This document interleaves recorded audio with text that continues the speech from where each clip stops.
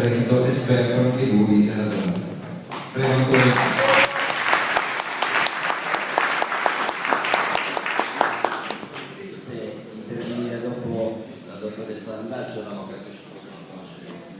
Perché effettivamente la passione che trasmettono credo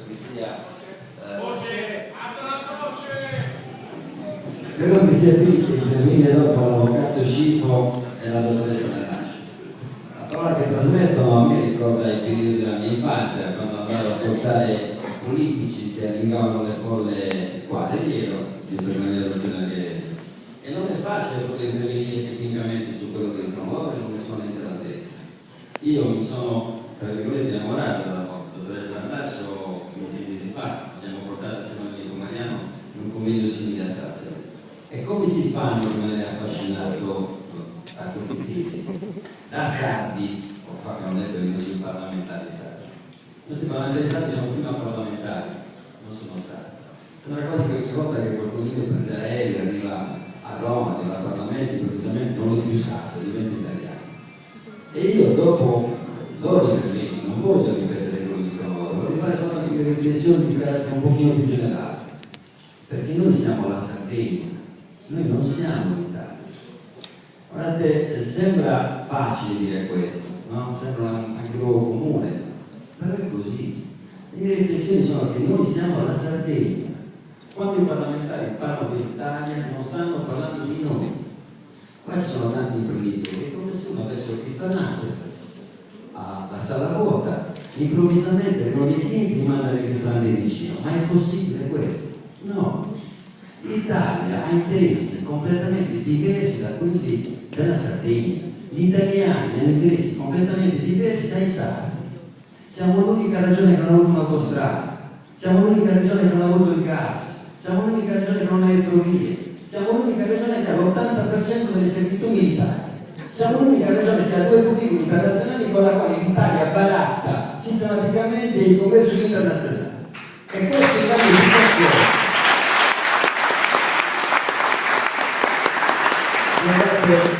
Non ci sono qua partiti di destra e di sinistra, no. Noi abbiamo oggi compiuto una buona azione nell'essere qui. Voi avete compiuto una buona azione nell'essere qui, perché state facendo assemblati 300 comuni di interessi finalmente dei sardi della Sardegna. Io non condivido soltanto una cosa, miei compagni e miei amici. Noi abbiamo un dovere, che è quello di ricucire. Noi dobbiamo ricucire con tutti, anche con il parlamentare utile, se fosse, perché l'interesse primario di tutti quanti noi deve essere quello dell'obiettivo. Noi non abbiamo progetti alternativi, nessuno ci ha presentato un progetto alternativo, né a destra né a sinistra. Qualunque cosa noi produciamo, nel momento in cui andiamo a esportare, ha un costo maggiore, perché c'è il trasporto. Qualunque turista venga qua, spenderà il doppio rispetto a qualunque altro. Io pago le tasse come un milanese. Quando un milanese mette 100 euro di gasolio e va a fare le vacanze in Toscana, io voglio andare con 100 euro in Toscana, con la mia famiglia, con la macchina e 2 bambini, ma posso spendere 1200 euro per fare lo stesso tragitto con cui lui ne fa e spende 100? Potrò mai adesso anche col turismo essere competitivo quando una famiglia con un'auto e 2 bambini spende 1200 euro per andare in Sardegna? Sindaco, qua c'è un'altra stagione che sarà di sangue. Gli altiresi, ma tutti quanti sardi devono sapere questo, perché progetti alternativi alla zona franca non ce ne sono. A me piacerebbe avere mezz'ora, il più possibile oggi, per raccontare qual è poi il senso della zona franca. Perché ha detto bene, non c'è un'alternativa di povertà, qualche altra regione che ha attivato la zona franca e è andata in passivo e ha peggiorato la situazione. Peggio di come siamo messi, ma che cosa ci possiamo raccontare? Abbiamo un tesoretto che io ho detto anche l'altra volta, di oltre 10 miliardi di euro, che potremmo utilizzare in un piano quinquennale come ammortamento, come ammortizzatore per incrementare l'occupazione. Noi abbiamo una platea di lavoratori che può essere raddoppiata.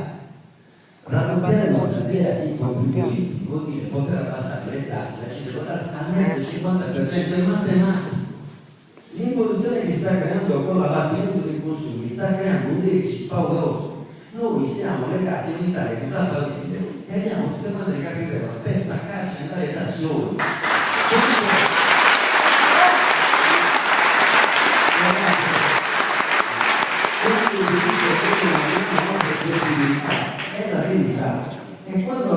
straccio chiude dicendo che sarà una battaglia difficile, ha ragione. Noi abbiamo di fronte un interlocutore che ci sta prendendo in giro, che non ci dà quello che ci deve dare. Oltre 10 miliardi sono certificati. Allora come facciamo a non pretendere che ci finiamo? È stata fatta una proposta in sede regionale dicendo benissimo, 10 miliardi di euro, dategli la spesa, mettete la spesa a garanzia